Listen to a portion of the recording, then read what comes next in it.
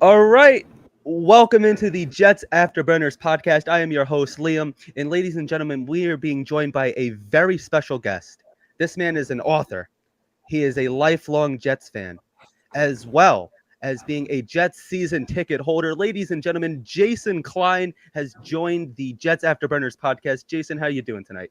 Good, Liam. Thanks so much for having me. Really appreciate the opportunity to talk with you. And it's always good to talk Jets. Absolutely. Yeah, man, it really is. And then especially like around all New York sports, I know that you cover the Yankees. But besides the Yankees, I mean, if you're a Mets fan, if you're a Islanders fan, whatever the case is, like there's really no other sports right now besides if you are a Yankees fan, they're doing phenomenal. And if you're a Rangers fan like myself, then the Jets are really the only thing that you're hanging your hat on right now. So getting into the New York Jets a little bit and getting into you a little bit. Sure. How did you become a Jets fan? Yeah, I mean, I think like most Jets fans and most sports fans in general, kind of started with my dad bringing me to games as a kid. My dad has been a Jets season ticket holder since 1977. So he had the seats back in Shea. Oh. And I started going with him in the mid 80s. I would go to games and just like make it through like the first quarter and just put my head down on his lap. I was like one of those kids at the games. But I was basically brought up at Giant Stadium. I hate calling it that, but at the Meadowlands. And our season tickets kind of transitioned over to the new building, and we've been there ever since. Hopefully one day we'll have a building in New York, and one that doesn't look so much like an air conditioning, but a lot of good memories in both stadiums watching this team. A lot of very disappointing memories as well. But Jets have always been a big part of my life, and as a kid watching them, being a fan. When I got to be a little older, I started working in the sports memorabilia industry. Got to do a lot of really cool events with some Jets. Got to work very closely with Chad Pennington, who's one of my favorites of all time. Yep. Did a couple of events during the 09 and 10 AFC championship runs. Did some events with guys like Dustin Keller and Jim Leonard, Jay Feely. A lot of meet and greets with athletes and fans. So I've kind of been connected to the team on multiple levels as a fan, then working side by side with these guys. And then, now with Twitter and X, it's kind of the conversation has kept going with fans, and always love chatting with people and talking with guys like you as well. Yeah, that's phenomenal, man. Definitely, like, I'm the same way. It's like I'm not a season ticket holder, but I have so many great memories. But great memories with family, not so many great memories with the Jets, as all of us. But yeah, like I was fortunate enough, like when I was a kid, going to Giant Stadium. I remember being like 4 or 5 years old when I went to like my first Jet game.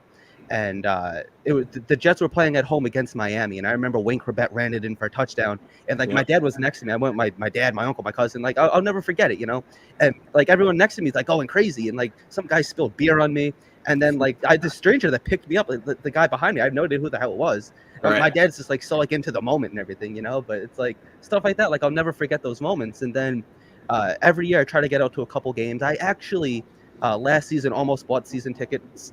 I had the season ticket rep calling me all the time because I was going to so many games. Right. And that was during the whole time of the Jets didn't know if it was going to be Derek Carr or Aaron Rodgers. So I was like, I'm just going to pump the brakes a little bit. Sure. So Sure enough, I find myself at week 1 walking in as Aaron Rodgers is getting injured. And it's been – I was at the Mike White game, that Halloween game a couple years ago. That's probably my favorite memory at that stadium. Mm-hmm. I guess last season, the overtime victory against the Bills, that felt good. but there was really just this eerie feeling, and I think you had the same feeling too, that Yeah. yeah, it's fun right now, but what's coming down the pipeline, and Yeah. we know how it ended, but I mean, with this team, as we've all experienced, when things go wrong, they just don't go wrong. They go epically, yeah, historically, biblically wrong. And yeah, to see Rodgers go down, I mean, not to live in this moment again, but to see him go down with an Achilles. And I was at the game in '99 when Vinny tore his Achilles, and they were just mirror images of each other. The same expectations, the same injury, the same position. It's unbelievable that it happened again, but we're used to it. I mean, these kinds of things happen to us all the time, and it's just really unbelievable. and of course, that was the first time that Vinny Testaverde showed his face with the New York Jets, in Right. cases That's right. and He in was the figures. He honorary was like, captain that day. yeah. I don't know. In my opinion, when the Jets have their home opener week 3, which is crazy, week 3, Yeah. but week 3, I don't know. I want Aaron Rodgers to have a restraining order against Vinny Testaverde. I don't want Vinny Testaverde No. within 20 miles of the stadium. He Right. can stay home and watch it all he wants. That's fine, but do not show up at MetLife Stadium. No, But definitely not. Let's but get Rodgers through more than 4 plays this year, yes, please. let's get him through a full season. Like, I don't just want 5 snaps. I want a full season. I want playoffs. I want Super Bowl. That's what I Yeah. want Aaron Rodgers here for.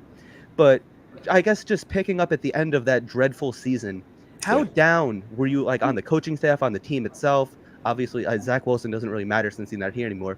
But were you like, I'm so just sick and done with this team? Like, you fired the coaching staff. There was a lot of like conflicting reports. A lot of fans were like, hey, just got to be patient. Aaron Rodgers will be back eventually. Right. But then like myself personally, like, I was just sick of it. I really was. I'm like I get it. Your star quarterback went down.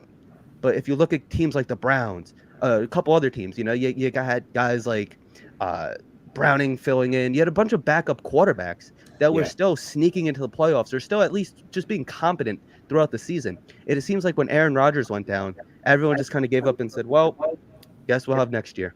Sure. So what were your thoughts on that? What were your thoughts on the coaching staff and just the team in general? Were you Yeah. super down?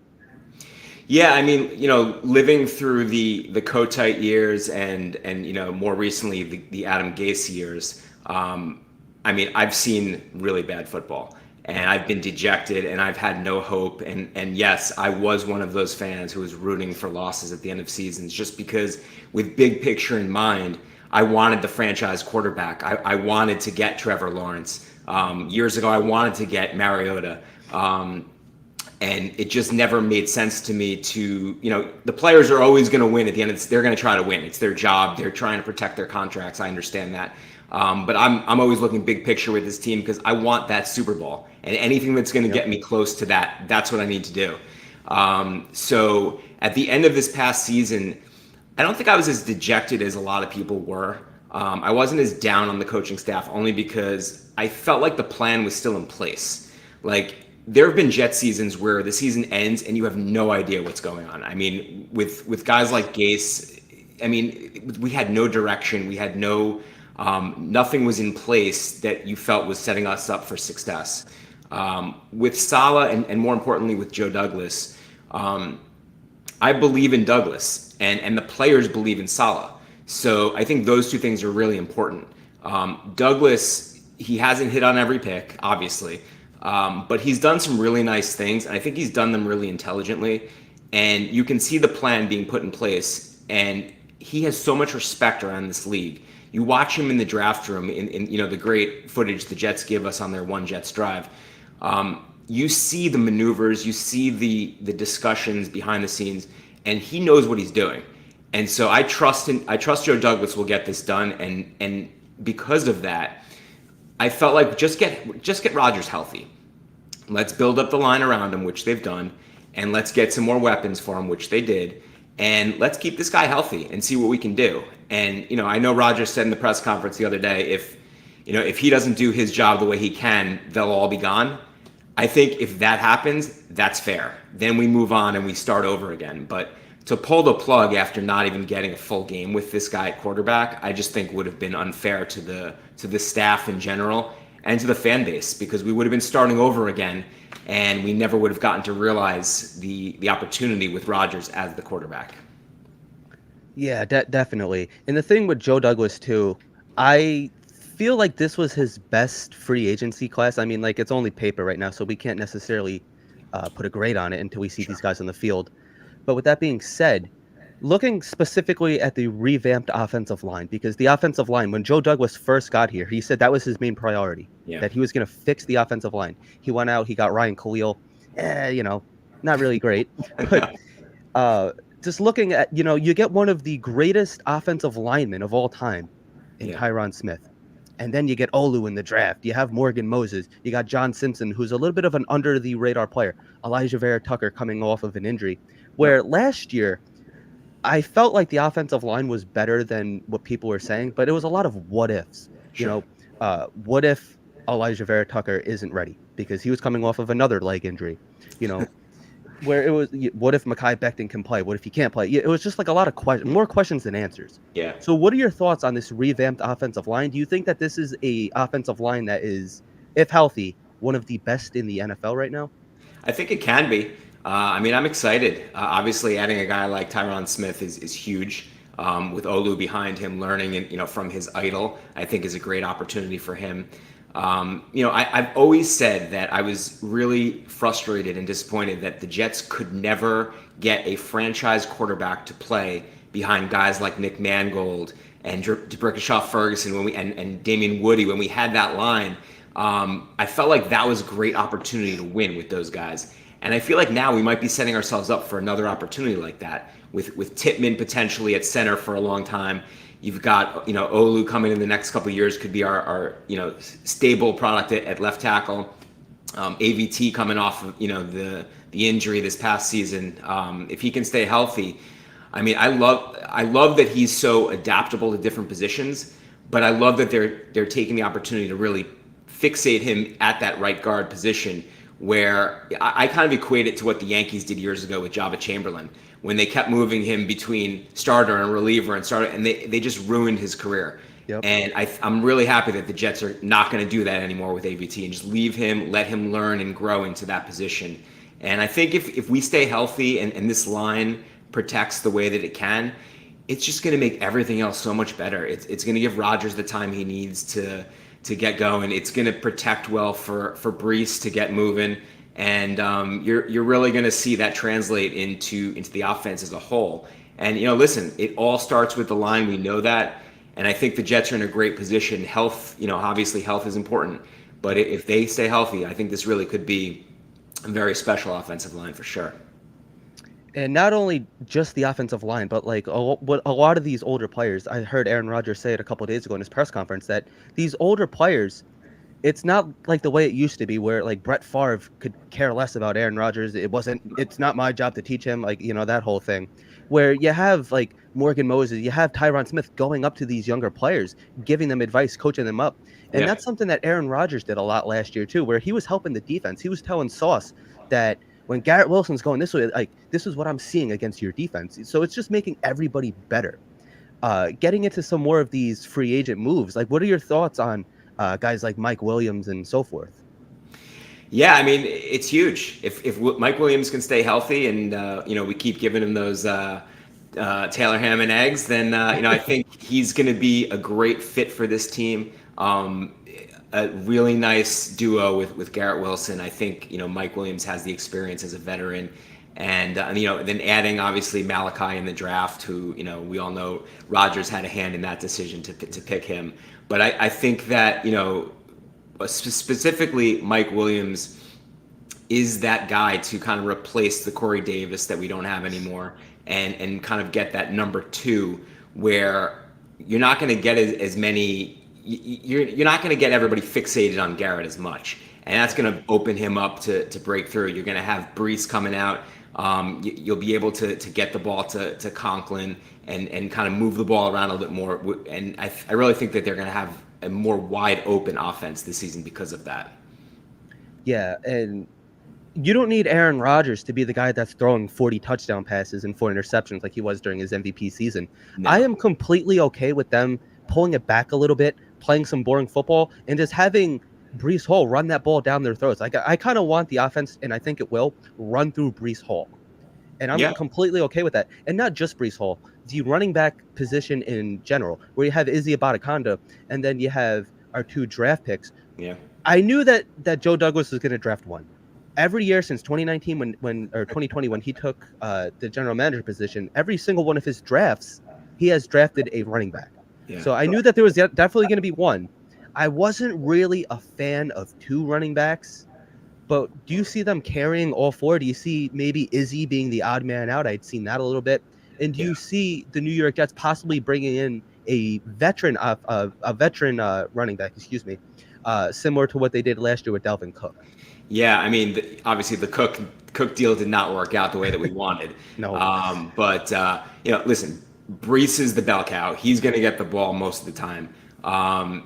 What that means for Izzy, I don't know. I mean, they certainly Braylon Allen is going to be a power back. He's going to be the guy that's going to ram it down, right up the middle, and Brees is going to be more of the speed guy. Isaiah Davis, I don't know how high they had him, graded in the draft process, but it obviously was high because they took him as well. So, maybe we don't know behind the scenes. Did Izzy kind of fall out of favor with the coaching staff? Did he, was he not what they expected after having a season with him? Or they might surprise us and carry all 4. I mean, it seems like they're kind of shifting, like you said, towards this running heavy offense. Which I think they can win with the defense they have. They don't have to put up 35, 40 points a game. They can win these games with, like we saw last year, with mediocre quarterback play. I mean, we've had disastrous quarterback play for the last few seasons, and we've won games. So if we just get Rodgers to throw his 20 to 25 touchdowns and put up 3,500 yards, I mean, those are numbers we haven't seen in such a long time with this team, that I think that's enough to get our 10, 11 wins, especially with this defense and with the weapons that they have. I think that's enough to do it. Yeah, I think so too. And I'm sure you've seen the clips in OTAs right now with Aaron Rodgers. He had that nice 60-yard pass to Xavier Gibson. Do you see a situation where maybe the Jets, because currently their quarterback room is Aaron Rodgers, Tyrod Taylor, and Jordan Travis, which I like that quarterback room. Absolutely. But I think, knock on wood, if there happens to be another injury, because Aaron Rodgers, 40 years old, coming off of an Achilles, people say, it's not possible. He can never be the same. He's an old man. Where, whatever. I'm not buying that. Aaron Rodgers looks just fine. We saw Bunny Hop jumping today. I saw that. Up and down. So I'm like, he's fine. That. He's absolutely fine. He said he's at 90%. But then if you look, and I'm not trying to be the negative guy here, but Tyrod Taylor also has a little bit of injury history, as we saw last year when we brought in the whole Danny DeVito situation. That was thanks to us. We brought in Tom Brady years back, and now we're bringing in, it just seems like we have a way of ushering in quarterbacks for other teams. So do you see a situation where maybe the Jets sign another quarterback, maybe like a Trevor Siemian or a Brett Ripien, somebody like that, where you can truly redshirt Jordan Travis? That's supposed to be what was done with Zach Wilson last year, where he's going to have a true redshirt year, absolutely no situation in which he sees the field, which wasn't the case, because if that was the case, he wouldn't be your second string quarterback. Sure. So do you see a situation where maybe they bring in another quarterback? Maybe you keep him to like the deadline or something like that. It's possible. I mean, I completely agree with you that Jordan Travis should not see the field this season, probably next season as well. I mean, we don't know what kind of ability he's going to have at this next level. A lot of people are projecting him to be more of a career backup. He could surprise us and become that next guy for us. But I think that with Jordan Travis specifically, the Jets have an opportunity to do something that they have not done for as long as I've been watching this team, and that is develop a quarterback the right way. Yep. We saw them do it with Sam Darnold and Zach Wilson consecutively, take the high pick, throw them right to the wolves, and just watch them fail miserably. And with Jordan Travis, he has an opportunity to sit behind Aaron Rodgers and Tyrod Taylor and learn the game with no pressure. He's not a second overall draft pick. They took him in the 5th round, so they can kind of sit back with no expectations, let him learn, grow, and see what he turns into. So if that means taking another veteran to kind of bury him further on the depth chart just to make sure he doesn't see the field, then that might be something smart that they can do.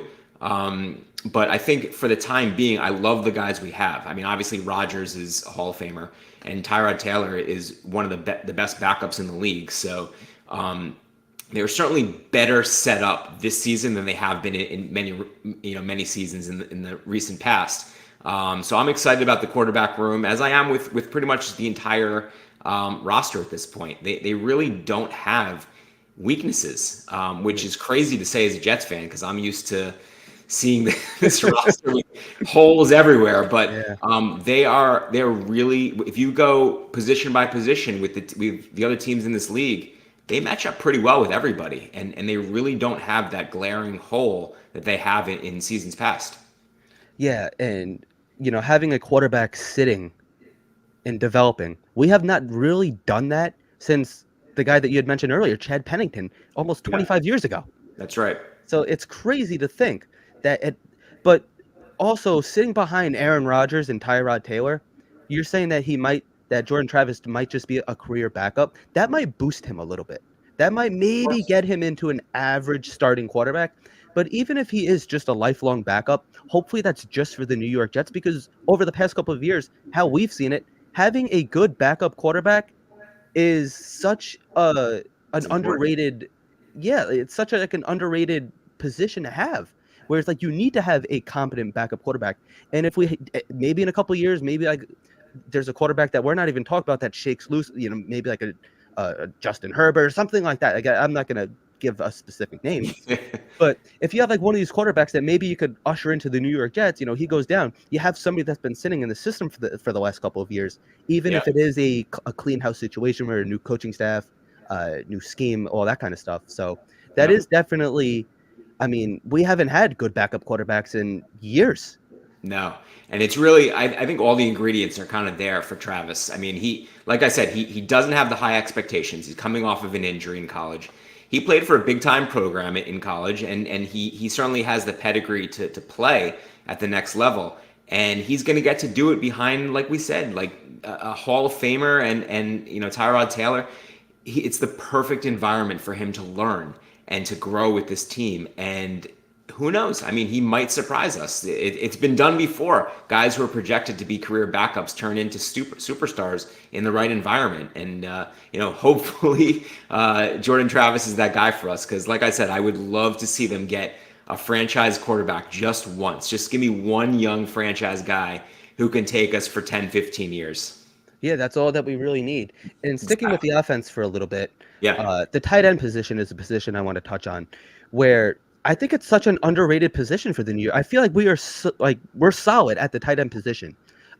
During the draft, there was a lot of talk that it was going to be Brock Bowers, and I like Brock Bowers, and it's not to be anti Brock Bowers, but I'm just saying that with Tyler Conklin, like, he is somebody that has had no quarterback help whatsoever, and he's put up really solid numbers the last couple of years for the New York Jets.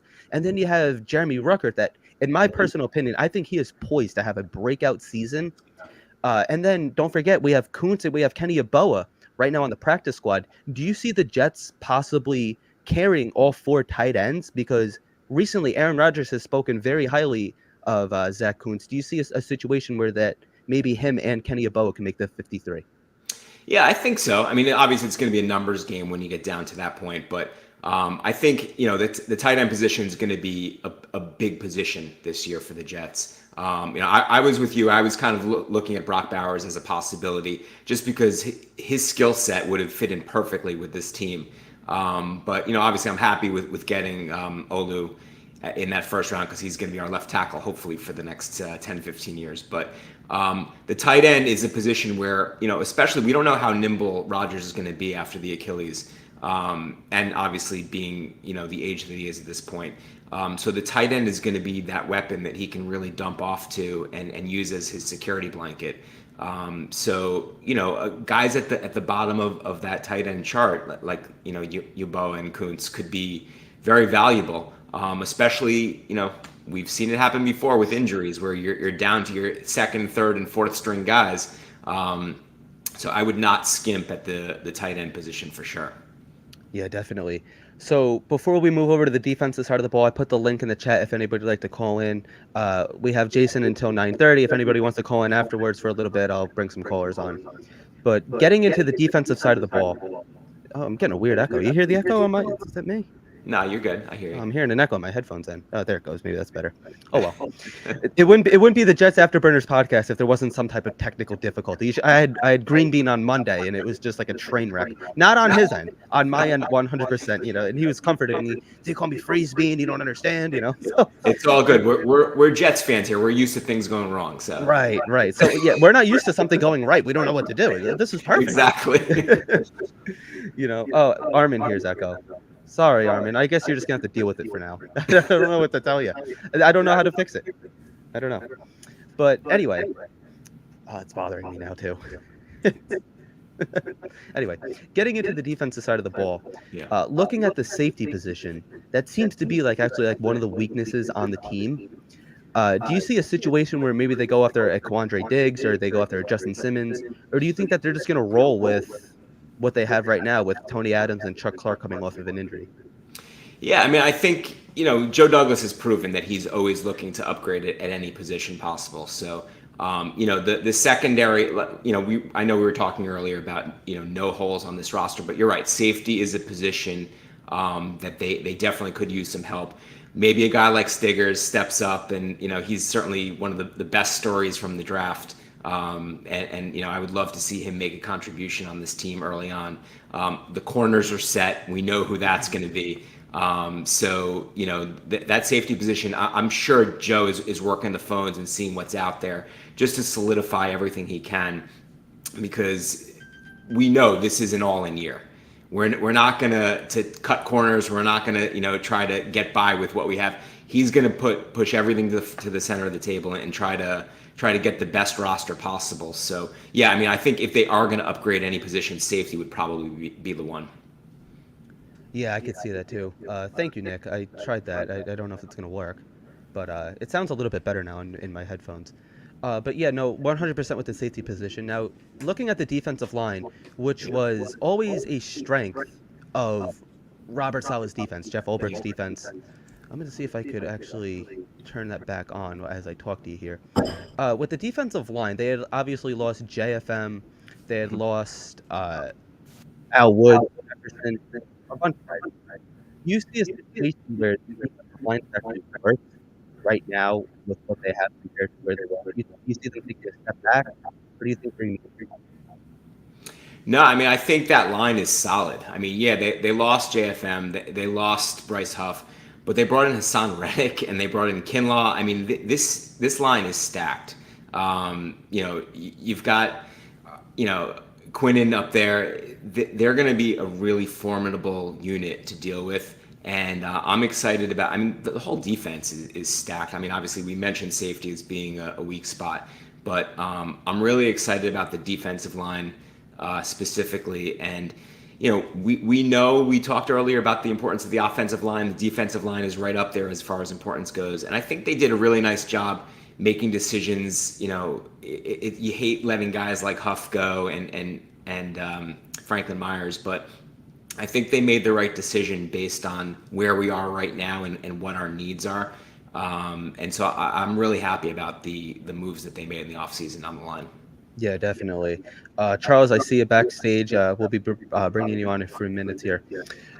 So before we let you go, we only have a couple minutes left. Looking at the Jets' schedule right now, do you think it's a favorable one where, 3 games in 10 days, that's crazy. Yes. Week 1 against the San Francisco 49ers. Do you think it's a favorable schedule for the Jets? I think they have the 9th easiest schedule in the NFL right now. So what are your thoughts on the Jets' schedule? So I have a couple thoughts on the schedule. As a season ticket holder, I don't love it. It's tough getting to those games, and to have so many Thursday night games and Monday night and Sunday night. It's difficult, but we're gonna do it because we're fans and this is what we signed up for. But it's definitely, this schedule is built for the TV audience, not for the in-person audience. Yeah, that's true. But as far as a opponent goes, I think it's a very favorable schedule. I think the Jets match up really well with this schedule.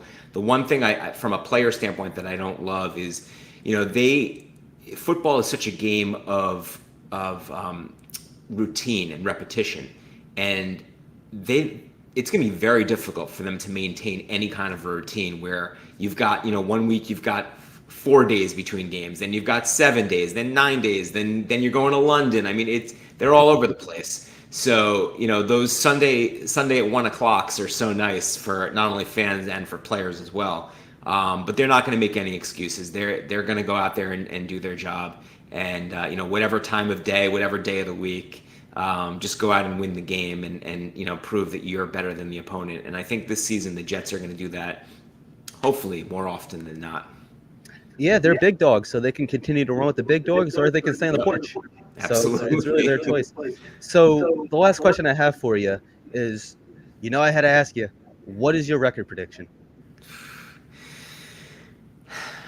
Realistically, I mean, listen, we've all been wrong with this team before. Yeah. I mean, I think given the circumstance, given the fact that Rodgers is back and healthy, the schedule by opponent looks favorable, and this is an all-in season. Like nobody's going to be happy with 7, 8, or 9 wins this year.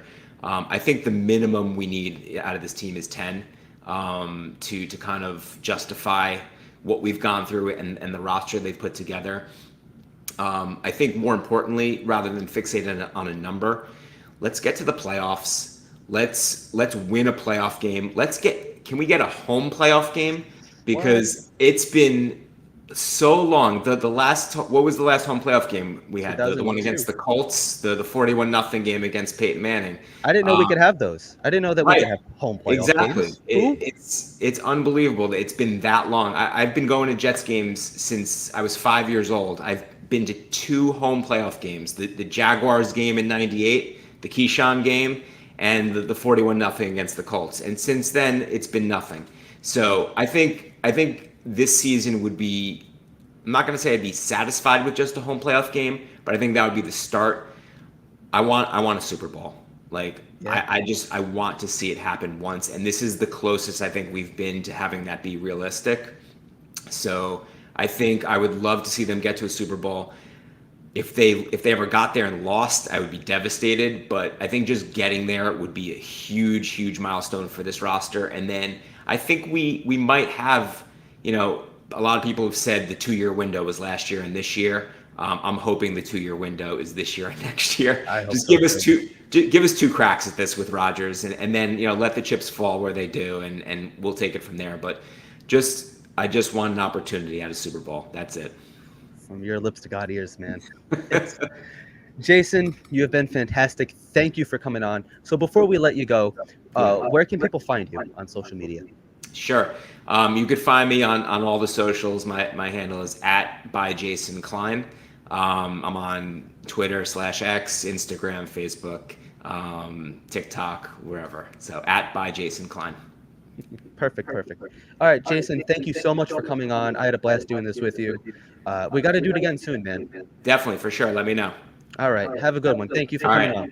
Thanks, Liam. Take care. All right, Charles, what's up, my friend? How you doing? Sorry I haven't been on your channel in a while. I've been busy with a whole bunch of stuff. Oh, that's all right. No worries. What's going on? How you been? Good, man. How are you? Good. Just living the dream. We got some Jets OTAs here now.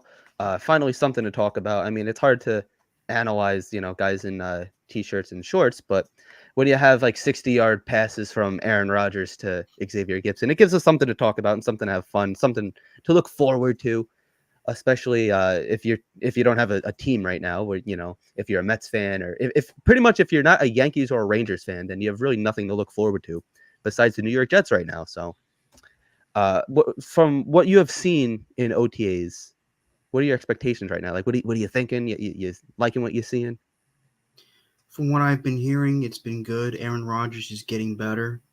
He's getting back into shape. I like the fact he still has the arm talent, which is a good thing. Yeah. Hold on 1 second. Yeah, go ahead. All right, we got a live show here, and we got Charles that has just left the room. So it's just me. You guys are forced to hang out with me. I threw the link back in the chat if anybody wants to come on. I see Armin back there. He's going to be coming on in a second. I think Charles is back. My mother, she was being cranky. She's trying to sleep. But anyway, I'm trying to lower my voice here. All right, yeah, And, hey, yeah, no problems. I know everyone wants a Super Bowl, and that's understandable. You know, we haven't been to one since our parents/grandparents' time. Yep. And, you know, we haven't felt this good about a New York Jets team. I would probably say since 2010, but I would even say since 98. Okay. Granted, I wasn't a Jets fan at that point, but I remember telling me when I was developing my Jets fandom, I remember my dad telling me how great that 98 Jets team was, you know, led by the great Bill Parcells and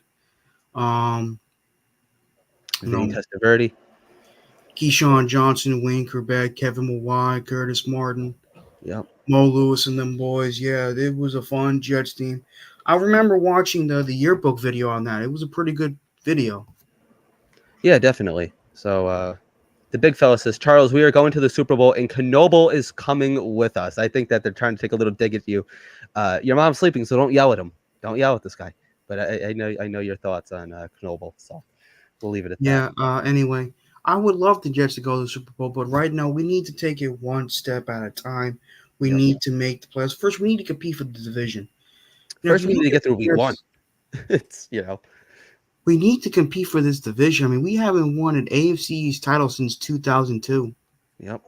We should have won the division in 2010, in my opinion. We should have clearly won the division, in my opinion, in 2015, but that's none of my business. Yeah.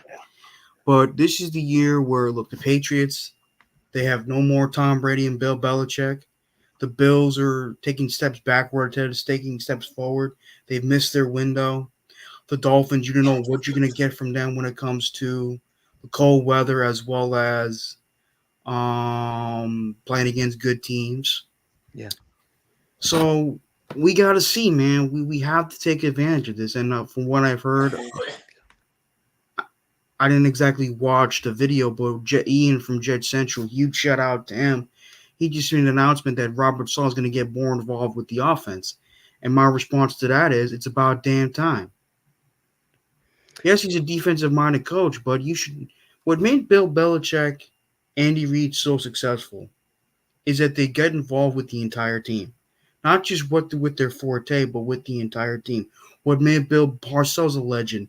That he was a defensive-minded guy, but he made sure the plays on offense were good enough to win the game. He got involved with the offense. So the fact that Robert Saleh, in his fourth year, is finally getting involved with the offense tells me that something's wrong here. Yeah, and obviously they went out and they tried to bring another so-called offensive coordinator in to not fire Nate Hackett, but to kind of, I guess, reduce his role. And then Armin, I see you backstage there. We'll bring you on in a few minutes. Right now, we just need to get out of OTAs healthy. And yeah, that's really the big thing. Is that a picture of Riley Reid? You're gonna have to ask Armin. I mean, I'm not gonna say. I don't know. So, I guess yes. Apparently, yes, it is. Not sure where you guys know her from, but definitely. We'll keep that between us. Anyway, I expect this team to win at least 12 games, bare minimum, 12 games, which I know is our franchise record in the regular season. 12 wins. Do I think they could win more? Absolutely, but right now, the bare minimum is between 11 to 12 games. If the Jets win at least 12 games, I'll be very happy. Yeah, definitely. I mean, like, I sign me up for 12 games right now. I mean, if that's the situation where, that, like you said, that's a franchise record right there. So, and it almost seems like with the New York Jets, like when it comes to winning the division, if not now, then when? Like you said, the Bills are taking steps backwards. The Miami Dolphins are taking steps backwards. The New England Patriots are pretty much in irrelevancy. So it really seems like, in like looking at the Jets roster on paper right now, they can compete with anybody. I'm not saying that they're going to go 17 or 20-0, something like that, but there's not a team on the schedule, or not even like just on the schedule in the NFL in general, where I look at it and say the New York Jets have no chance. Do you feel the same way? I feel the same way. I feel we can compete against the big dogs. But the thing is, it comes down to consistency. It comes down to consistency. It comes down to the coaches. It comes down to execution. I mean, when it comes to this coaching staff, the only people I have faith with is our defensive coaches and our special teams coaches. My main concern is the offensive coaches. It's yes, we have playmakers, but it comes down to the coaching. And obviously, I do understand with some people that coaches get too much blame, but there are times where they do deserve blame. And we have one of the most. I understand a lot of people have doubted Joe Douglas. I think Joe Douglas has done more good than bad, despite his record. Okay. I think he's built a pretty good roster over the years. I think he's basically did what Mike Tannenbaum couldn't really do, what John Idzik failed to do, and what Mike McCagnon failed to do on a consistent basis, and that's bring us good quality talent. Yeah, and the thing with Mike McCagnon specifically is there was like with Joe Douglas, you could see the plan in place, and with Tannenbaum and with Idzik, Mike McCagnon, all these different guys, like you didn't really ever see a plan in place. I mean, I guess you could argue with Idzik, like you brought in like Braylon, like they got that offense rolling, and they set up their rookie quarterback for success. They put a ton of weapons around him. And that's really something that we haven't seen the New York Jets do since then. Now with Joe Douglas, like you could see the plan is in place. When he first got here, he said that he was going to fix the offensive line. Now, you got to give him credit for trying. Has it worked out? No. Up to this point, it has not. But you got to give, like, the offensive line moves were there. And Morgan Moses was a damn good move. Connor McGovern was a damn good move. even George Mekhi Becton at the time. Yeah, well, his rookie year he was very good, but the injuries, Right. lack of Hindsight playing time in the 2020. 2-year period, and the shit coaching we got from Keith Carter, that screwed his career. Hopefully, I wish him nothing but the best of luck in Philly. Yep. Philly, they have a great coaching staff in Philly. He should definitely learn from what's the guy's name, Jordan Mailata Yep. and Lane Johnson. He'll definitely learn from those two excellent offensive linemen. He should definitely learn from them. Hopefully, he becomes more mature and wise, but we'll see. But George Fant had his best year with us in 2021. Yep. Elijah Vera Tucker, obviously, when he plays, he's one of the best offensive linemen in football. Armand said Becton ain't gonna learn shit. You never know, Armand. You never know. I wish him nothing, but I have no hate towards Mekhi Becton. I don't either. Yep. So it didn't work out for us. But you got, like you had said, like the coaching around him hasn't always been the greatest either. So I contribute a lot of that to that coaching staff. But I mean, yeah, it just didn't work out. But now Joe Douglas, he goes out, he gets one of the greatest offensive linemen, not only in just the modern day NFL, but possibly of all time. Tyron Smith. Oh, hell yeah. And Tyron Smith. Guy has Larry Allen-like strength. The guy rarely gives up sacks. The guy, even though he's been injury prone the last several years, he's played a lot more than David Bakhtiari has, and he's a great run blocker.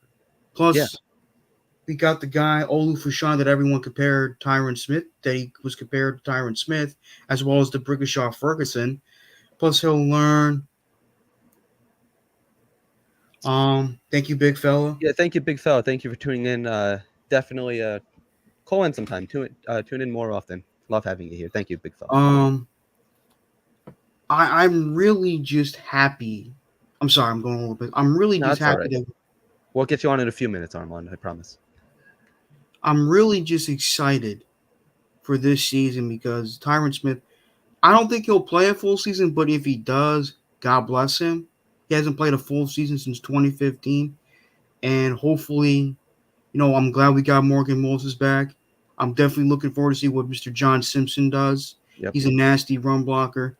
Hopefully, we don't get man. That's what really, I've been having this battle in my head of what should I hate more? Oh boy. Our quarterback play from last year or our offensive line play? Part of me wants to lean towards the offensive line play. Part of me wants to lean towards the quarterback play. Me, I'm just like, but the other me is like, both of them were terrible. Yeah. I mean, I don't think you could even really put one in front of the other because of how bad both were. I mean, but I almost argue that the quarterback position was worse just because not even just last year, but in 2022, Zach Wilson would just snap the ball and just start scrambling, where like the offensive line really didn't even know where to block for the kid because they didn't know where he was behind him. So I contribute a lot of that to that situation, but it's in, you know, it's contrary belief that Aaron Rodgers got hurt because of the offensive line. You know, there was some chop blocks and stuff like that, but that's really not the case. Aaron Rodgers screwed that play up. The offensive line did not get him hurt. He held onto the ball. If you look, I think he was trying to go for a deep ball, but I believe Brees Hall was wide open. He could have just hit the check down. So that injury, you can't really blame on the offensive line. Now, the offensive line has gotten significantly worse as the season went on, and we lost a bunch of starters, and Dwayne Brown really just went downhill quickly. But with this offensive line, it's like, yeah, we got one, like I was saying, we got one of the greatest offensive linemen in NFL history who doesn't play every game. I'm not going to sit here and say he's definitely going to get hurt because I, you know, that's not the kind of guy I am. Maybe he can get lucky and have a full season for the first time since 2015. But if that's not the case, if he does get injured, like history has proven, then you have Olu Fashanu, a first-round draft pick, sitting there, developing, learning the right way. For the first time in years, we could finally develop a first-round draft pick. So what are your thoughts on the offensive line? Do you think that it's going to be a good unit this year? I think it should be a good unit, and I don't want to say it will be, but I think it has the potential to be a good offensive line unit. We haven't had this on paper. We have a good looking offensive line unit. We haven't had a good offensive line unit since 2015, which was the last time our beloved New York Jets finished the season with a winning record. Granted, we missed the playoffs. Fitzpatrick started to choke at the last minute. That's tragic. Fitzpatrick BS. But the thing is that, you know, I expect this team to really show us fans why we're so excited. I think we should be more excited and optimistic than what we were last year because, you know, everyone's saying we're going to a Super Bowl, yet our offensive line wasn't really that good last year. We paid very little attention to our offensive line. And that's what, yes, Rodgers screwed up, but still the offensive line, even if let's say he didn't get hurt that game, there was a chance he would have gotten hurt somewhere down the line because of that offensive line. I'm just saying, that's just my theory. But I just hope and pray that we don't get any significant injuries like torn Achilles or ACLs or any of that crap. Hopefully, the average PFF score for our starting 5 offensive line in run blocking is greater than 70. We're going to be paving hallways, Brees hallways. Brees Lightning. It really disgusts me that he didn't get 1,000 yards rushing last year. Oh, he will this year because this offense is going to be running through Brees Hall. Oh, I know that he better. I mean, I expect this dude to have no greater than 1,500 yards. Yeah, definitely. He's one of the best running backs in football. He's one of the most beloved players in the NFL. Even Christian McCaffrey speaks highly of him. You know, Christian McCaffrey's entering this year as the league leader in rushing yards and touchdowns. He's probably the best running back in football right now. Yeah. But Brees Hall is a damn good player, and I'm glad that Christian McCaffrey gave him credit where credit is due. Yep. That to me shows you that Brees Hall is no joke. I mean, if you go back to 2022, Brees Hall was running away with Offensive Rookie of the Year. He comes back last year, puts up over 1,500 scrimmage yards, and doesn't get a single consideration for Comeback Player of the Year. I find it to be so disrespectful, beyond belief. Like, this guy was like almost everyone's number one candidate for Offensive Rookie of the Year because the way he was running, the way he was catching, the way our offense was moving through that guy. Yeah, no, 100%. So I really think that this is the year where that Brees Hall breaks out and really puts the league on notice because with all the primetime games and with how good the Jets are projected to be this year, I think that he's going to put a lot of teams on notice. But Charles, I wanted to thank you for calling in. I see Armin looks like he's ready for bed in backstage there. So I'm going to bring him on so he can get ready to go to sleep. So Charles, thank you for calling in, my friend. Definitely appreciate it. Call next Thursday if you can. No problem, man. Have a good day. You too. All right, that was Charles. We are now going to bring on Armand, who has been rubbing his eyes. He's been yawning. No, so, I'm good. How are you doing, Liam? Good. How you doing, my friend? I'm doing fantastic. The summer's coming. Thank God. Yeah, I'm over the cold weather. I'm starting to like. I really like this time of year. Besides allergies, that like really obviously suck, but that I Goddamn actually. pollen. Yeah, I felt bad this year. I felt really bad. And I thought I had a good plan. I was like taking like all these vitamins and I was eating healthy. I'm like, all right, like I got something here, and then whack, I was out of work for a week. I was so sick. So, but it's the time of year where it's like it's nice and warm out. It's not humid yet. So I'm like, I like this, I could do 72 with a little breeze, it's nice. Mm. Same thing at Fulham Park where we see our Jets offense and defense, the entire team. I don't see I don't see anybody holding out. I believe the whole team is there. I haven't heard if anybody wasn't there actually, but they look like they're No, having fun. OTAs nobody's isn't holding out because even Corley, who's our only rookie not signed, is there at the camp. right. So that tells you something about him that he Yeah, he'll get done. I don't see a situation where this is like a Sam Darnold situation where it's oh like late August and 100%. he's still not signed. And not only that, I mean, like Aaron Rodgers has already taken him under his wing. He lets him live in his house. So I best believe that, he's going to be signed and ready to go for training camp. Do I don't they know do what the holdup is. ayahuasca together? That's the question. I don't Do they think do they do yet. ayahuasca together? I think we're too close to the season for Aaron to be doing Iowa. He already had, Poyer and his whole little ayahuasca trip. I think he's good for the year. He could do it this weekend. It's the holiday. You don't have to practice. You don't have to. You could just, in his words many years ago, relax. Relax and do ayahuasca Saturday, Sunday. Don't do it Monday. Just have a rest day. Maybe Yeah. you just shut off all the power in the house and have a little darkness retreat on Monday. Okay. Are you going to be doing ayahuasca this weekend? Or a No, darkness retreat? No? I'll do a darkness retreat when I go to sleep tonight. Okay. All right. Perfect. Now, Aaron Rodgers was using the bathroom in the dark, so I hope you're not doing that. No. But looking at No. OTA so far, there's a lot of people out there, like the national media, saying that Aaron Rodgers is too old and he's 40, going to be 41 in December, coming off of a torn Achilles. That's no easy feat, which obviously it's not easy for any player. But if anybody were to come back and really just look like the same player before the Achilles injury, I think it's Aaron Rodgers. And then today the Jets intentionally did this, putting out videos of him like bunny hopping, really jumping up and down on 2 feet. So I'm pretty sure that the Achilles is fine. He said he's about 90% there. Just from what you've seen of Aaron Rodgers so far in OTAs, what are your thoughts on him? I haven't watched anything. I didn't even know about that. He just told me. Oh, okay. I don't try to get too caught up into OTAs and the videos and the reports from the reporters, like on the the 7-on-7 or the 11-on-11 drills, like Rogers throwing it. I don't try to get caught up into that because it's practice and Yeah, no, you're right. You're absolutely right. Some people do get a little too carried away, but we'll be seeing a lot of that come this August. Training camp starts, the preseason games. The joint practices. I wonder if we're going to get into any fights during the joint practices. kind of like the old Redskins days with Santonio Yes. Holmes. Santonio Holmes, I'll never forget. I like to be on the bottom. You get all the good hits in, so situation like that. I wouldn't mind it. The Like I want a Giants little and bit. Jets are doing a joint practice. Oh, maybe Aaron Rodgers and Ward will go at it. That'd be an interesting one. I'd like to see that, But then again, Aaron Rodgers doesn't even know who he is, so I just want to crush the Pats. Yeah, I do too. I mean, that's not just what I want, but I certainly do want that. And I think that this is the year.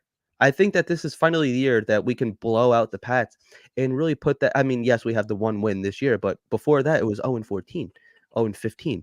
So I really think that would put that stigma to bed. And some people are going to say, well, it's not the same. It's not Brady and Belichick. Granted, it's not, but it's still the same organization. And I just love the last image of Bill Belichick as the New England Patriots head coach. His hood is covered in snow. He looks uncomfortable as hell. He looks freezing cold, and he's miserable. And he had a loss to the New York Jets. You want to quit and quit on the team like he did back in 2000, 2001. It comes full circle. Like, yeah, you had your fun, you had your run, you had your dynasty, but when it was all said and done, the big bad New York Jets, with Brees Hall running the ball down their throat in the snow, sent Bill Belichick out with a loss. And it doesn't get any greater than that. I think he knew a few days prior to the game that he was not coming back. I think they had that deal done prior. They just took their time to make that announcement. Oh. Dano Jets Show has a interesting question. If Kinlaw and Tyron get into it, I'm not sure the other 88 guys could separate them. Who you taking in a one-on-one? Ooh, I'm taking Tyron. I hope this doesn't happen. I'm taking Tyron to get him. I'm taking Tyron to get him the hell out of there so he doesn't get goddamn hurt. That's what I'm afraid of. Yeah, like, you know, he'll end up like blowing his shoulder or something like that, and that would be typical Jets. That'd be old Jets fashion. You know, like going back to like the Todd Bowles or like the Rex years, you know, with Gino breaking his jaw and stuff like that. Leave it up to our own players to hurt each other, and you know, that's crazy. But yeah, I think we're all taking Tyron. I mean, Kinlaw's no joke though either, but I don't think he's Tyron. But if I want to see a fight, I want to see Kinlaw versus I want to see Kinlaw and Clemens, Mr. Baseball Bat himself. Yeah, Clemens, Michael Clemens. If there's one fight that I really want to see, that would be something. I really want to see Michael Clemens and Deion Dawkins go at it. That tubby SOB, you know, he's gonna get his ass kicked. Yeah. At least I hope so. But looking here at the other comments, yeah, so we're all pretty much caught up. So you haven't seen any of the OTAs. Have you heard any of the press conferences? Aaron Rodgers kind of released a lot saying that Robert Saleh is going to be more. I watched the Saleh press conference from a few days ago. Okay. Did you take anything important away from that? Any of his answers? I try not to because it's just going to drive us nuts. You know, no, I don't blame you. Because something could be said now, and then like next week or 2 weeks from now in another press conference, he changes his tune, and we're like, "What the hell's happening now?" Yeah, I think the fact that he is taking. I do like the fact that he's going to be involved in the offense. Right. You know, help the game plan, help hack it. You know. See, that's what a head coach is supposed to be. It's like a principal. It's like the principal out of school. The principal has to help, you know, as much as he has his assistants and whatever to help him out. It has to be all hands on deck. Yes. And the thing with all these players and coaches getting involved with the offense, we all know that this is Aaron Rodgers' offense. He is essentially the offensive coordinator. Now, there was rumors out there. I think it was Connor Hughes that said that they were trying to bring in a replacement or just a helping hand for Nate Hackett. I guess a second offensive coordinator, because like they weren't letting Nathaniel Hackett go. They weren't going to be cutting him, firing him, releasing him. None of that. He was sticking around. As long as Aaron Rodgers is here, Nathaniel Hackett's here. We have Hackett. That's why I know people bring up, you know, if they struggle early, does Saleh get fired? No. And I keep telling everybody, if that happens, Hackett's the head coach. I've said that from day one they hired him as the OC. I said Saleh gets fired to appease Aaron. Hackett's going to be the head coach. I don't want it to be Hackett. I don't trust him. Nope. I just believe just to appease Aaron, they would do that. Yeah, that sucks. That really does. I hope that's not the case. I don't see I mean, the New York Jets have never fired a head coach in the middle of a season, and I don't think that, especially in this season, it'd have to be real bad. It'd have to be real bad. They'd have to be winless and outright dreadful. I think that's what it would. I think it would have to be winless. I mean, Adam Gase was 2-14, and they kept him the entire season. And especially with the roster that they have constructed, even if, like, a knock on wood, Aaron Rodgers goes down again and Tyrod's in, I think that's still enough that can get you into the playoffs. But with going back to what we were talking about with Robert Saleh getting involved with the offense, I like that too. But like Aaron Rodgers is the offensive coordinator. It runs through him. Pretty much Nathaniel Hackett's there. Just, you don't have to make it better. Just don't make it worse. Like, don't be the reason. Don't screw it up. Don't be the reason that the offense isn't firing on all cylinders. That's my answer on it. Just say, Aaron, here's the play I'm suggesting to you. You can come up with a second play like Peyton Manning used to do. Peyton Manning used to have his play and then a play call from the OC. And he would give the team in the huddle both plays. He would say, this is play number 1. Play number 2 is the audible. I'll use this code to change it to the second play if I have to. Aaron, you could have the second play, or here's my play suggestion. Right. I see a lot of people in and the then chat. it's you with the audibles and on the field, whatever. Yeah, and that's the thing where that's why it was so bad when Aaron went down last year, because that entire offense was catered to him. And once he went down, there was no excuses for that. There was no answers, and it was pitiful. It really was, considering that there was no answers for any of the other quarterbacks. And like I said, I think it's I don't know. It pisses me off. I don't even want to talk about it. I mean, Hackett had one of the worst answers ever after the Giant game. I didn't realize Breece Hall could catch passes out of the back. How do you not know that? Would Aaron Rodgers have to tell you that Breece Hall could catch passes out of the backfield?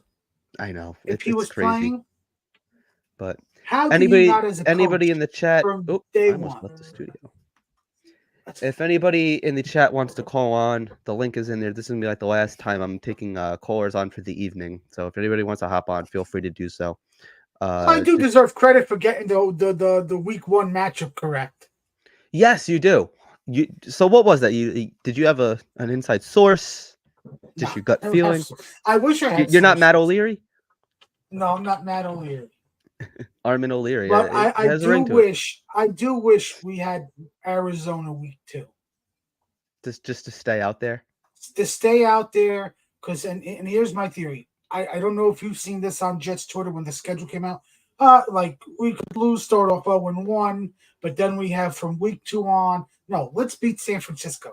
San Francisco started off slow last year at the beginning of the season. Now obviously Purdy was coming off an injury at the time. I don't think they were, they were struggling. But San Francisco struggles at the start of the season. I want to beat the brakes off of them, and here's my reason. Nashville, if you look it up from our time zones, New Jersey, New York, it's an hour difference. Nashville's an hour behind. Yep. So we're playing Monday night in San Francisco, West Coast. Then they got to fly. Then the Jets will have to fly back here to New Jersey. They're going to get used to the New Jersey time zone. Then they're going to fly to Nashville and play Sunday afternoon. Another time zone, they got to it's an hour difference.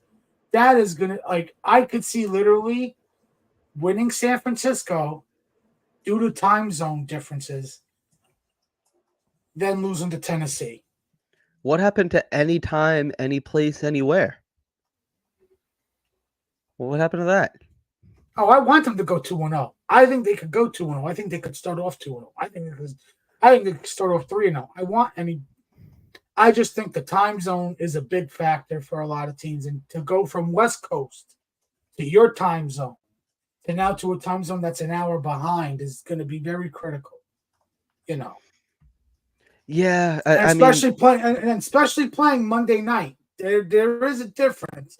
If we were playing Sunday night, San Francisco week 1, I could eat my. I don't have to say the time zone is going to be a major factor, but to play Monday in San Francisco, then to come home to New Jersey, then they're probably not flying to Nashville till Friday. Because they'll probably not get home till Tuesday morning, 5, 6 in the morning, East Coast time.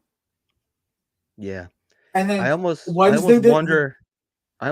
if it'd be better if they just went right to Tennessee, if they could. I don't. Can they even do that? I don't know. They might be able to. I know teams usually do that, but if they're playing in the same time zone, right? If you were playing San Francisco and Arizona. You could, to stay out there, say, hey, after San Francisco, we're going to go to Arizona and just stay out in Arizona. Instead of going from San Francisco to New Jersey, then to back to, Yeah, it's rough. It certainly is. And then just having them stay on the West Coast, that'd be too easy. That'd be too easy. You know, why would they want to give the Jets any type of advantage? But looking at the schedule, just looking at like the other teams, I mean, Tennessee, they have some talent, but I don't think that they're on the New York Jets level. So, I mean, you have D No, Hop. but what's one of the other things that we see in all sports? Never say never, and anybody can be beaten. Yeah, this might be the year where the New York Jets have some trap games. So, do you see a Tennessee is situation that Tennessee or New England could be a trap game? I think Tennessee is the trap game. Yeah, I mean, it could be. I hope it's not New England. Like, if it's gonna be a team, I hope it is Tennessee. But it's just insane to me. And then a couple weeks later, they go to London too. So it's just it's not easy early on. But then like towards like the middle of the schedule, it seems to be a lot more favorable for the New York Jets, which is definitely a good thing. And then just going back to week 1 a little bit, I don't care if the San Francisco 49ers at full health. I don't care if they start off really strong. Like, being a good team, we got to beat good teams. It's as simple as that. And I don't think that this is such an unfavorable matchup as some people are making it out to be. Robert Saleh knows the Shanahan system. We have just We as much basically talent. have the same. We have the similar offense. Yep. Similar defense, maybe even better. scheme. And not only that, it's like our running back compares right up there with Christian McCaffrey. I'm not trying to say he's better than Christian McCaffrey. I'm not looking at this with green goggles, but he can definitely compare. Like, he's definitely up there. No, if you're a fantasy football fan or player, a lot of rankings are coming out now, and Brees is the number 2 running back behind McCaffrey. Yeah. And I think, like I said, I think this offense is going to run through him, where Aaron Rodgers doesn't have to be the savior, throwing 40, 50 touchdowns a season. I'm okay if they start just pulling it back a little bit and just letting him hand the ball off to Brees. Five plays in a row. That's what they have to do. They have to. I like for them to keep the running the ball more for November, December, like running the ball hard, just because the cold weather, control the clock, Yeah. And this you is know who true. I'd like to see them bring in for quarterback, just to have a 4th quarterback that probably could go to the practice squad? Who's that? Ben DiNucci. Not a I bad don't want option. Trevor Siemian. I wanted the Broncos to keep Ben DiNucci on their roster and let him versus Zach vie for QB3. That I would. That's what I wanted, but of personally. course they had to cut him like a schmuck they are. Of course they did. But I see. I only said Trevor Siemian just because like he has the experience in the offense and he's been here. So, but he is far from great. Do you see a situation where's Joe Flacco? Is Joe Flacco? Oh, is he with the Colts? Yes, he's the He's with the Colts, backup right? for yes. I wouldn't even mind taking him back. I never thought I would say that, but it's just crazy to think that.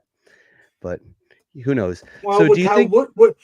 Woody put us in that position because Woody didn't want to spend money on another quarterback, even though Flacco was more as soon as they got Rodgers in the offseason to come back. Nate here says the 3 teams I'm scared of in the AFC are not on our schedule, and then Dano says Kansas City, Baltimore, and Cincinnati, Cleveland. Yeah, I mean, I see a situation where that the New York Jets. I'm not afraid of Cleveland.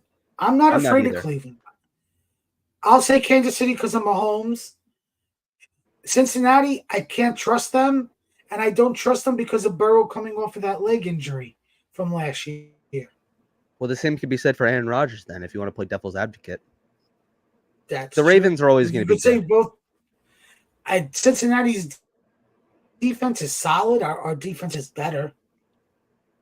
You don't know what Deshaun Watson's going to be either. I mean, like, he's a very good quarterback, but he's just been through so Nick much. Chubb is coming off of that bad leg injury, and they really didn't help their run game get better. I don't know, If like there's their run game. mm-hmm. They don't If there's have a team Kareem I'm a Hunt. little afraid of, I'm kind of like Texans. They're a pretty good team. So They're I mean, heavily favored to win the South yeah, because of the And- season they had last year. yeah, they're going to be a good team this year. Chuck Clark, perhaps. I hear Cleveland. Comments keep going away. I hear Cleveland has one of the top 5 to 6 rosters in the league. And do we have an answer for Njoku yet? Linebacker wise, no, we don't. No, we don't. That's the thing. I don't know. It's going to be a good matchup. I mean, like to do another answer for that, yeah, it's called our pass rusher sacking Watson. That's our answer to Njoku. Yeah, that's true. I wouldn't want to see Chubb or Henry in the playoffs. That's even if they can make it to the playoffs, truthfully.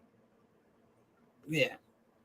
They are. So I was on FanDuel today checking out some football futures. The Jets are a plus 210 to win the division. Do you see them actually? Third. Do you see them winning the AFC East this year? Yes, because of the losses on defense from Buffalo and Miami. I think Miami more than Buffalo. Like they lost a lot more players on defense. They lost what? Their safeties? No, that was Buffalo. Buffalo lost their safeties, yep. Christian Wilkins was lost by Miami. Buffalo lost Leonard Floyd. That's big too. And isn't it kind of funny with San Francisco week 1, where you have Leonard Floyd, the guy who hurt Aaron Rodgers, and then you have Hassan Reddick, the guy that hurt Brock Purdy. It's very ironic. I hope that both teams leave full strength. I don't ever root for any injuries personally, but me neither. All right, just muted myself. I'm gonna get ready to wrap it up here. My computer's starting to die, but Armin, thank you once again for coming on. I know you're tired too. I am too. I'm shot, man. But you do more labor work with your job, so you were probably. And was it pouring by you today working? Yes. Yeah. So what happens is I'm doing like a Section 8 apartment complex right now, and like we're doing like a floor, and then like they're starting to build like the floor above us. So there's no roof really. I mean, there's like a piece of plywood, and it started pouring, so I got soaked, and then. Like even after it stopped raining, like there was just so much water on the roof that just kept pouring in. So I'm like, it rains like double the time because of that, pretty much. So it sucks. Yeah, but yeah, no thunderstorms right out by me too. It's definitely not fun. But I just had to keep thinking to myself, I love my job. I thought, So that's kind of what we were all saying though. But yeah, no, it does suck. But I guess it is part of the job. So yeah, you're in an office somewhere, right? I believe. Yeah, I'm in an office, but I could hear the thunder and everything. I'm like, crap. Luckily, it didn't last too long, though. I'm like, no, thank God, because I had to go somewhere for my job after work, and I had to walk to it. It was like about a 15-minute walk, so I'm like, thank God there's no rain, or else I would have been drenched. Yeah, no, definitely. Me too, man. But, Armin, thank you for calling in. If you can make it next week, that'd be great. But if you can't, no problem. Maybe we'll talk about some more football bets. Yeah, no. So definitely, as the season gets closer, I definitely want to start doing that more often because there's so many people that bet. I've never done it personally, so this might be my first year. I think I'm a better, but I also tell people, please bet responsibly. Yep. Yeah, bet what you can, not what you want. That's true. But yeah, maybe you could give us some tips. That'd be cool. Maybe you can start doing that like once a week or something because I want to learn too. So somebody like you that has the experience. Dan's going to get me into like Bitcoin and stock markets. You're going to get me into betting. I'm going to be having so many different sources of income. I'm going to be like Jake Asman pretty soon. I'm going to have like cha-chings going on and stuff like that. It's going to be cool. But hopefully. So Armin, betting, once again, Bitcoin and Exotica coming to Liam's life. 2024, baby. Come get some. Get some. Literally. But all right, Armin, thank you for calling in, man. Have a good one. Good night. All right. Make this big. I'll leave it like that. All right, so thank you guys for tuning into the Everything. I almost said Everything NYJ because it's still kind of, where I got my roots from. But thank you guys for tuning into the Jets Afterburners podcast. We're gonna be back next week. Not sure the exact. I don't even know who we have on next week. I gotta look, but we will definitely have a fun show for you guys. So thank you guys for tuning in. Talk Jets soon.